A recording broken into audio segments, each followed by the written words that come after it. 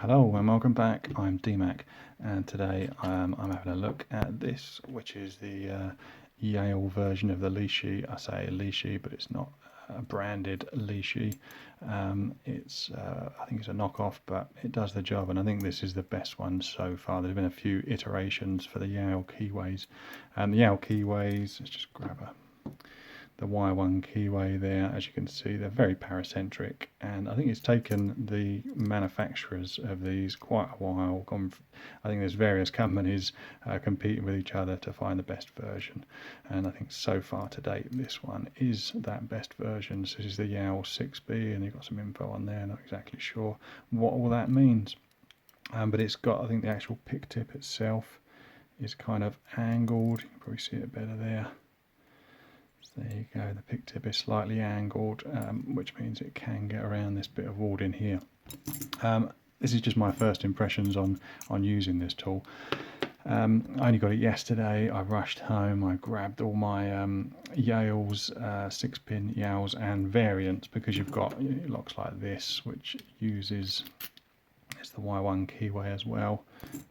As you can see, I think that's, yeah, it's interchangeable with a Yale. And I went through them and tried picking them and completely failed on all of them. I think I didn't pick anything open yesterday with it. And there's a few reasons for that. Firstly, it really does, I think there is a knack to it. I'll go through that in a minute when I pick a lock, but you have to be able to use super light tension with this, and yeah, really light tension. And also there's a bit of counter rotation involved. I found that got me results. And the other thing is, I mean, I've got a few Yales there, and that's what it's designed to pick. But like I say, there's a lot of different manufacturers. That one is a Zone, which use the same keyway, and I assumed that this pick would pick it, and it does pick some of them, but not all of them. And I'll show you for why. The first thing I noticed, just grab another lock there, bear with me. So that one will do. No, let's just have a look. There we go. That's another lock that uses a Y1 keyway. And if you look at the spacing, let's go proper Yale actually, up for comparison. The spacing on the pin chambers is vastly different. So this tool, designed for the Yales, if you get those numbers there, they line up. With the Bible plugs there, line up perfectly. So the first thing to consider is, does it line up? And as you can see, that one doesn't line up. That's not to say this one can't be picked with it, but it does mean that the numbers don't line up. When you put it into a genuine Yale with no tension on it, just to see if it's suitable, you get spring tension on 1 there, 2, 3, 4, there we go. I'm just testing to see that this Lishi style pick, is suitable for that lock, and because I'm getting that spring on all of the chambers, it's all lining up, I know it will pick that one. This one here, got nothing on 1, it's just not lining up with the chambers. So some locks, it just won't, that pick tip just doesn't seem to get into at all. Some like this, which is the ERA Fortress, which again has that kind of odd spacing, more compressed than a standard Yale. And you can see there the numbers don't line up with the chambers, but this is able to be picked. But what you need to do is just offset. So 1, you see I've got spring tension there, so that's in the chamber. 2, it's slightly in front of the line.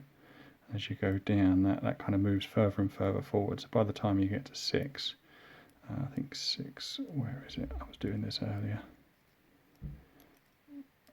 I think it's just, there you go, so 5, that's actually 5 that I'm in there, which is at 5.5. So you've got to kind of bear that in mind when you're picking it. And ignore the numbers, with some locks. And then with other locks, like this one here, it's not pickable with a Yale. And this one appears to be. And this is what took me a while to figure out yesterday when I first got this. So all of the numbers line up there, so the chamber spacing is correct. It fits in the keyway, which is great. And then when you test the spacings, that number 1 is not there. So I go forward, and it's slightly offset, slightly in front of that number 1, to the right of it. Number 2 doesn't line up, but if I go slightly offset, it does line up with it. Number 3 again, slightly back from where it should be. And what that's caused by, if you just look at the front of it there, this bit sticks out further than a standard Yale cylinder. That's flat and that's kind of domed. And that means that the Lishi pick sticks out further than it should, and that offsets all the numbers, which you think wouldn't be a problem. But of course, when you get to, that's 5 there, so we're just behind the line. When you get to 6, you can't go any further back because the pick tip is blocked from going further left. You can't go any further back. So that means that without modification to the tips here, this pick won't pick this lock, because I literally can't get back. I need to get back about another millimetre. I think it's just about a millimetre or so behind the line, but I can't get behind that line. Anyway, so yesterday when I came back from work and played about with all these locks, I just assumed I'd be able to pick most of them, but turned out I couldn't.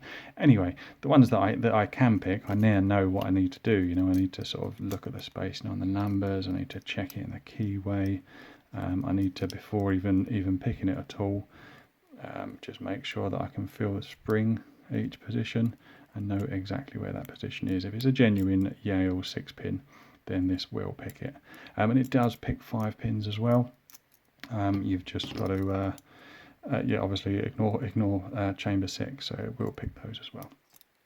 Anyway, why don't I get a lock in the vise, and we'll see if we can pick it with this. And I can just go through those techniques that I've found anyway. That super light tension and the counter rotation that seem to get me results. So back in a minute. Right, I've got the vise set up at a funny angle here in order to get this picked. So this, I'm going to use this as a Yale. And this is my training lock. I've used this lock before in videos where I've done close-up picking. And as you can see, we've got a standard in 1, 3 and 5, and then spools in 2, 4 and 6. So that's, I think that's pretty, a lot of Yales either have the GG style serrated pins or a similar setup to that. So let's try giving this a pick. Definitely not the easiest thing to film these, because they're so reflective, and I use a light here to film, so it's very difficult to do this without blinding you, but I will try my best. That seems pretty good. So yeah, super light tension, and yeah, I think one's binding. Small click on 1, and 2's binding, but it feels like I'm going to bend this pick. They're ever so thin, these picks. So what I'm going to do is my super light tension, I'm just going to kind of like manually counter rotate to get that one to set, and we've got a nice click there. And nothing on 3, 4's binding. So again, super light tension, but I'm going to counter rotate to get that one to set. Still binding. 5, 6, 1's dropped, so I'll give him another click. 2 feels good, 3 feels good, 4 is binding again. A little bit of counter rotation. I'm manually counter rotating it, sorry, to get that one to set. Click on 5. 1 dropped again. I think they're dropping because in order to set, I think it's because there's spools in there, but I'm having to manually counter rotate, and you just, as I said before, that you run the risk of dropping pins. 4 again, couple of clicks there. 1's dropped again, but we've got him set again, I think.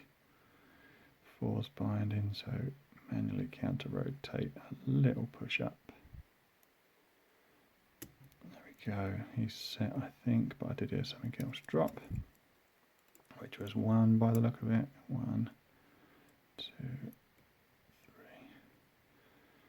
4, 5, 6, not sure what. Maybe we've got an overset, or is it 2 possibly? I have an overset, so I'm just going to, hopefully we didn't drop too much. 1, 2,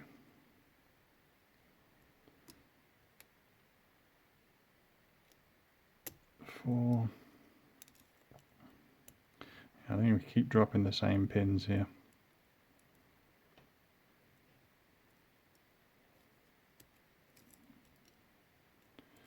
It's 2, little click on 2, dropped 1 again, small click on 3, click on 5, there's a couple on 5, click on 6, 1 dropped,